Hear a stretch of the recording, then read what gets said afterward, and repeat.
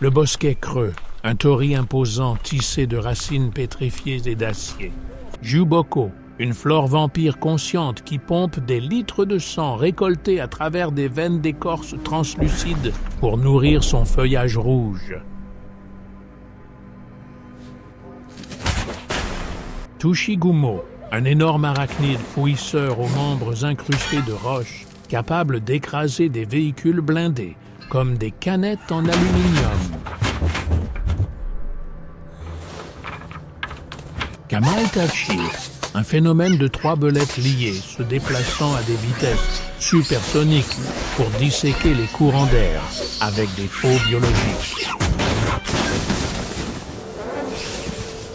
Essaim de Kodama, des milliards de tiges céphaliques cliquetantes formant une conscience collective singulière qui vibre à travers toute la canopée. Otaroshi, un titan gargouille poilu tombant des chevrons pour écraser les intrus sous des tonnes de kératine emmêlée et d'os.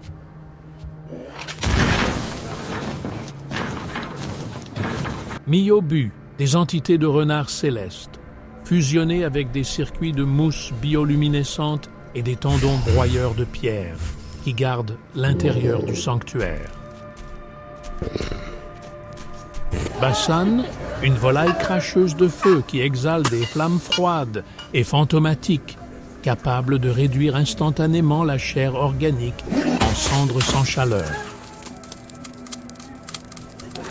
Yamabiko, un primate mimétique d'écho qui réfléchit les ondes sonores avec une force cinétique suffisante pour briser les murs de confinement en verre blindé. Satori, un médium poilu, semblable à un singe, qui lit les impulsions électriques du cerveau humain pour prédire le mouvement avant qu'il ne se produise.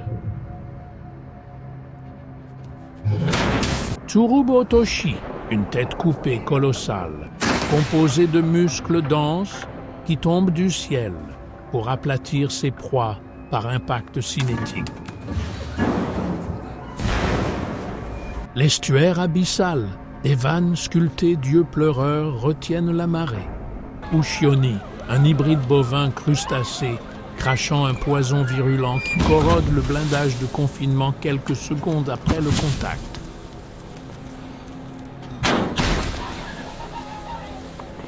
Umibozu, un titan de bave noire, visqueuse, s'élevant à 70 mètres de haut pour faire chavirer des super-tankers d'une seule frappe fluide. Kappa, un bipède amphibie à écailles, doté d'une cavité crânienne, pressurisée contenant des réserves de fluide distinctes pour sa force hydraulique. Nourona, une bête humide, serpentine, s'étirant sur 300 mètres pour enserrer des supports de pont entiers avec une force écrasante.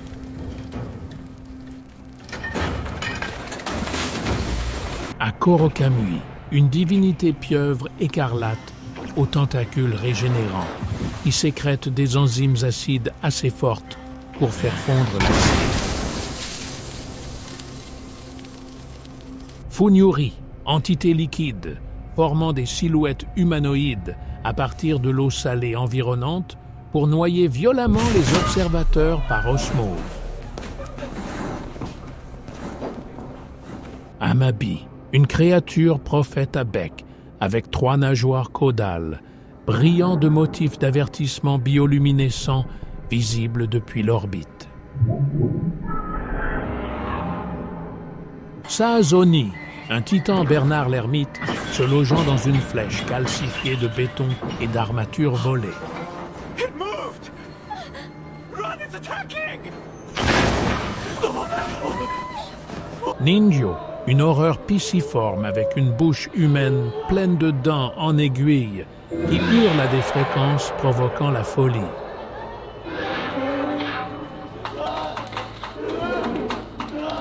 Wani, un hybride préhistorique crocodile-dragon aux écailles assez denses pour dévier les tirs d'artillerie lourde.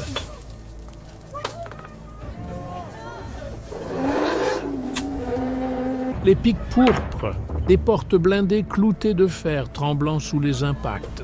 Akeoni, un colosse musclé à la peau rouge, brandissant un canabo en fer clouté, assez lourd pour raser des gratte-ciel d'un seul coup.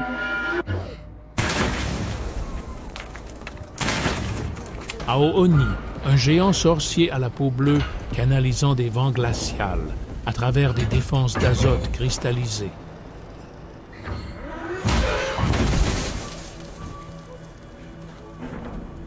Daitangu, un seigneur de guerre aviaire au visage cramoisi, commandant la gravité, avec un éventail fait de plumes métalliques et de technologies oubliées. Raiju, un mammifère de foudre en boule, composé d'énergie électrique pure, contenu dans un champ magnétique semblable à de la fourrure. Gashadokuro, un amalgame de 90 pieds de squelettes blanchis, fusionné en un macro-organisme affamé singulier.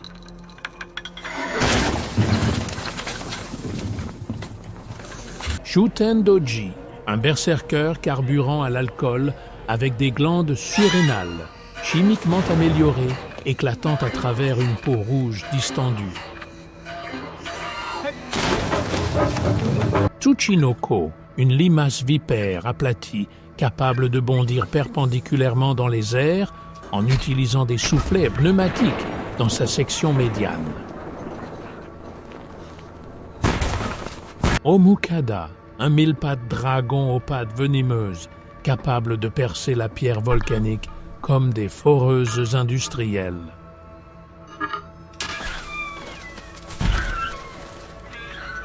Jorogumo, une matriarche arachnide qui tisse de la soie de la force de l'acier pour lier ses victimes dans un garde-manger suspendu. Iosub, un lutin de rivière poilue qui propage un pathogène virulent provoquant une fièvre immédiate chez toute entité biologique qui le touche. La membrane du crépuscule, des arches torii en néon suspendues dans un champ de stase magnétique. Kyubi no Kitsune, un super prédateur psychique à 9 queues, générant des hallucinations localisées d'une réalité dévastatrice pour confondre ses ravisseurs. Ethan Momen, un ruban de biotissu conscient dérivant à travers les systèmes de ventilation pour étouffer ses proies avec des fibres de coton suffocantes. Rokurokubi, un humanoïde au cou élastique étirant ses vertèbres cervicales sur des centaines de mètres pour espionner ses gardiens d'en haut.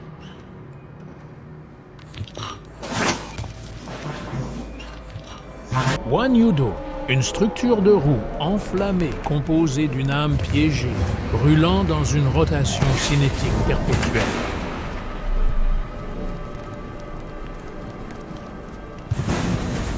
Neurarion, une hypertrophie crânienne hyper-intelligente permettant la domination télépathique des yokai inférieurs au sein de l'installation.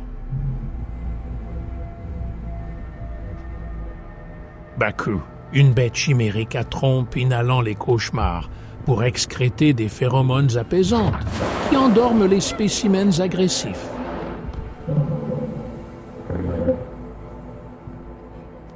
Kazaobaki, un organisme parapluie monoculaire sautillant sur une unique jambe musclée faite de chair torsadée et de toile.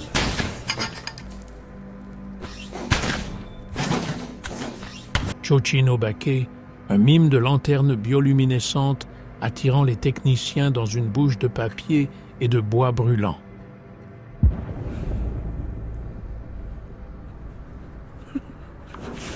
Kukaigen, une bête d'accumulation de crasse grandissant rapidement en absorbant la poussière et les maladies dans l'écosystème de ses poils emmêlés. Noperabo, des horreurs sans visage qui effacent les traits des observateurs par contact psychique mémétique.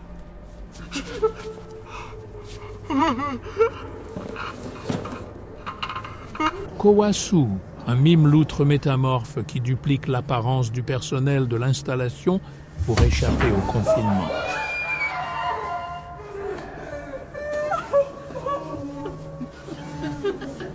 Beto Beto-san, une masse gélatineuse invisible qui synchronise ses pas avec ceux de ses proies pour provoquer la paranoïa.